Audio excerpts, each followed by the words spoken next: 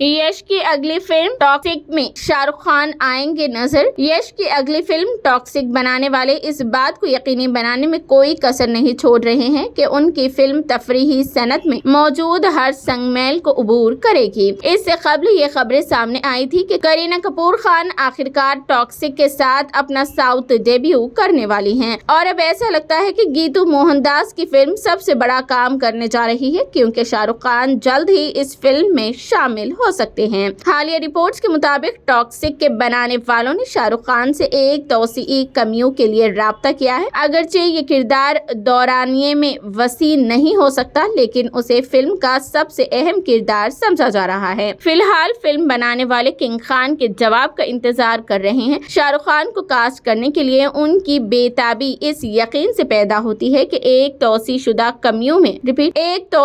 Cameo में भी किरदार जिंदगी से बड़े अदाकार की मौजूदगी और चमक का मुतालिबा करता है। जवान, पठान और डंकी जैसे हालिया प्रोडक्ट की कामयाबी को देखते हुए फिल्म साज शाहरुख खान को अपनी फिल्म में शामिल करने के ख्वाह हैं। टॉक्सिक के बनाने वाले अच्छी तरह जानते हैं कि शाहरुख खान की शमूलियत से फिल्म की आलमी मांग में नुमाया इजाफा होगा। शाहरुख खान को अभी तक साउथ इंडियन फिल्म इंडस्ट्री में डेब्यू करना है कि कैमियो रोल के साथ डेब्यू करने का इम्कान उनकी तरजीहात पर सवाल उठाता है। फिलहाल शाहरुख खान की टीम या